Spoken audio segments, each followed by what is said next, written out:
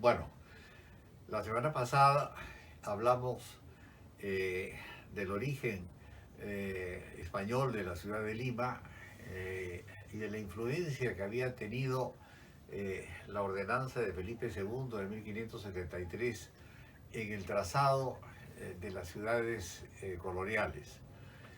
Es verdad que Lima se fundó en 1535, pero ya Carlos V, anteriormente en 1523, había impartido también unas indicaciones bastante precisas y muy alineadas con el planeamiento de origen clásico, difundido sobre todo por el urbanismo y la arquitectura durante el Renacimiento. De manera que Pizarro, al trazar Lima, si bien es cierto, se aleja, pero de una manera muy pequeña, digamos, de la normativa establecida por Carlos V, porque la plaza de armas, por ejemplo, que en la normativa, tanto la de Carlos V como la de su hijo Felipe II, decía que debía estar en el centro de la ciudad, pues la plaza de armas de Lima no está pues en el centro, está pegada al río, ¿no? Pero hay que también tener en cuenta las circunstancias geográficas de entonces, es decir, la distancia y las dificultades de comunicación.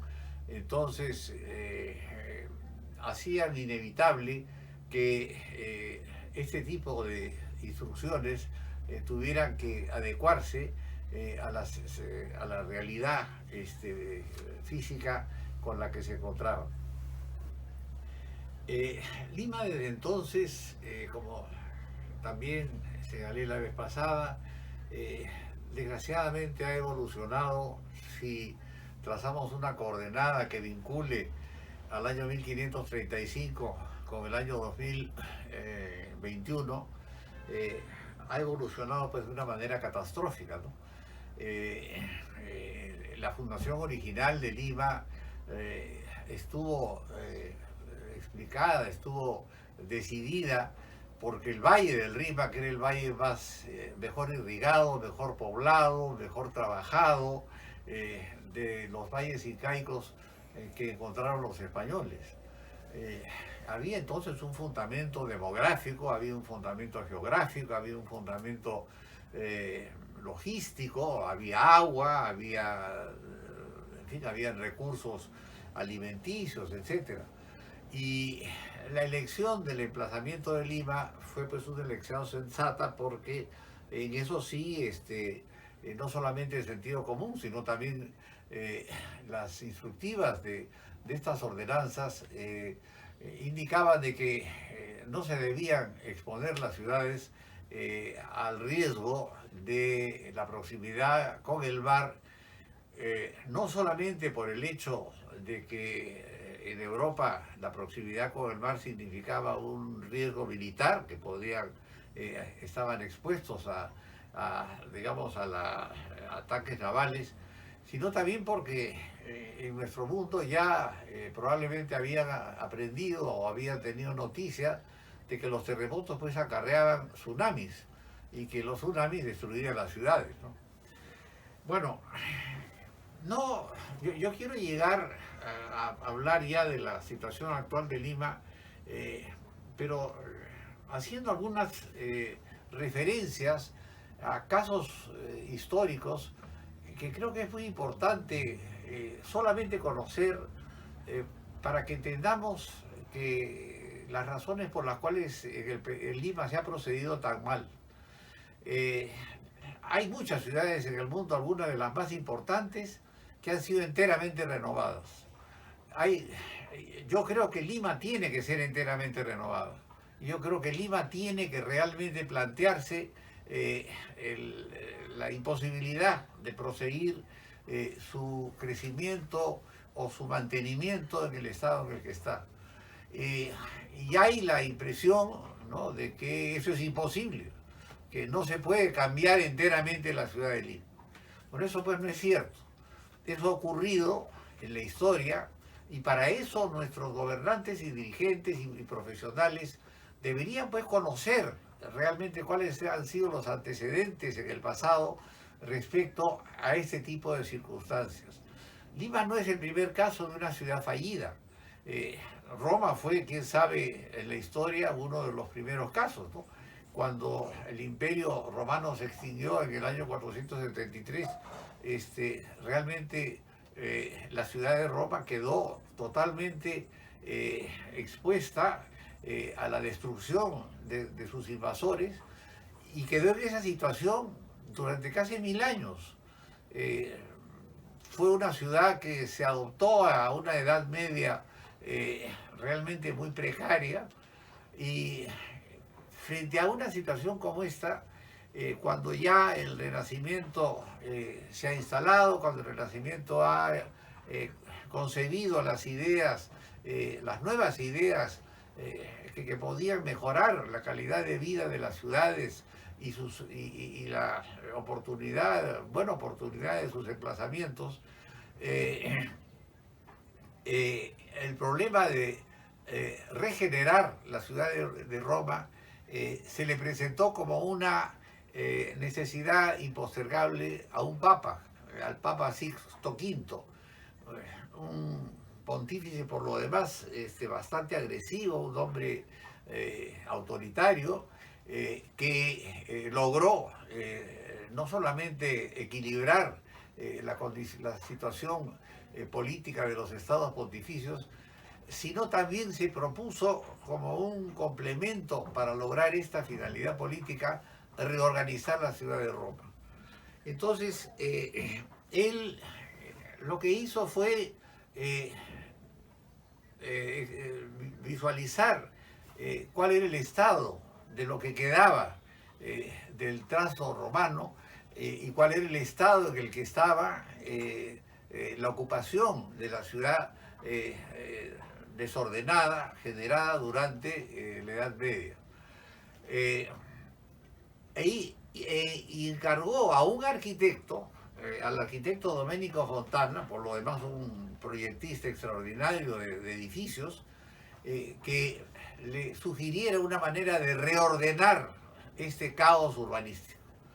Entonces, el plano de Roma de Sixto V es un plano complejo, es un plano inteligente, es un plano que muestra una sensibilidad histórica y además una aspiración moderna que estaba cifrada esencialmente en incorporar a la reforma de esta Roma dilapidada y desecrada conceptos que no se habían manejado anteriormente. Por ejemplo, la necesidad de poblar las colinas de Roma. Las colinas de Roma no estaban pobladas. Si ustedes recuerdan imágenes de la Roma imperial, la Roma imperial está en la parte baja de la ciudad. Y para nosotros ese es un indicio muy curioso, porque nosotros al contrario tenemos la ciudad de Lima mayormente construida sobre las colinas. Bueno, pero construida improvisadamente, construida irracionalmente. Este papa y su arquitecto entendieron de que para incorporar a esta nueva población había que construir en esas colinas, había que dotarlas de agua, para lo cual había que construir acueductos, porque los acueductos romanos habían sido destruidos y había que por lo tanto abastecerlas. Es decir, en ese entonces, a finales del siglo XVI, ya se plantea, por circunstancias geográficas parecidas, una situación similar a la que se plantea en Lima hace un siglo al iniciarse la ocupación del entorno de Lima. Y además se comprende la importancia de atender a los problemas sociales procurando un abastecimiento de recursos de vivienda y de servicios a una población que indiscutiblemente había crecido. Podríamos hablar mucho más de esto, pero no es el caso demorarnos mayormente. Voy a mencionar solamente dos casos adicionales muy rápidamente. También a finales del siglo XVIII En Inglaterra, en Londres, Jorge IV, que era un príncipe regente que eventualmente sería rey de Inglaterra, como Jorge IV, decide hacer realmente un tajo quirúrgico al centro de la ciudad de Londres con una finalidad puramente especulativa. La corona era propietaria de unas áreas rurales al norte de Londres y los principales edificios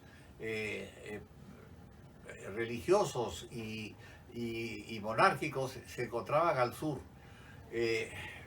con el propósito de valorizar esa tierra agrícola.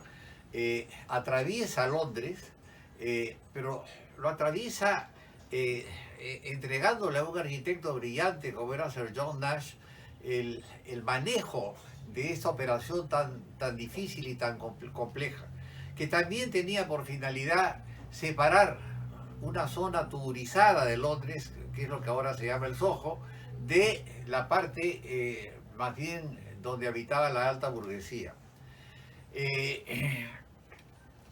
Esta intervención no solamente generó una de las secuencias urbanas más largas y más importantes realizadas, digamos, contemporáneamente desde el siglo XIX en adelante en el mundo, sino demostró cómo era posible realmente, como por lo demás lo había hecho ya Sixto V, intervenir inteligentemente en la transformación vocacional de una ciudad antigua. El tercer caso al que quiero referirme, entre los muchos que se han dado a lo largo de los últimos milenios en relación a la transformación inteligente de una ciudad en problemas, es el caso de París. La transformación que realizó el barón Haussmann conjuntamente con el emperador Napoleón III fue ciertamente la más trascendental, pero no nos da tiempo para verla ahora. Sobre eso, y porque constituye una experiencia que conduce a poder comprender mejor la falta de inteligencia con la que se ha manejado el desarrollo contemporáneo de Lima, hablaremos la próxima semana.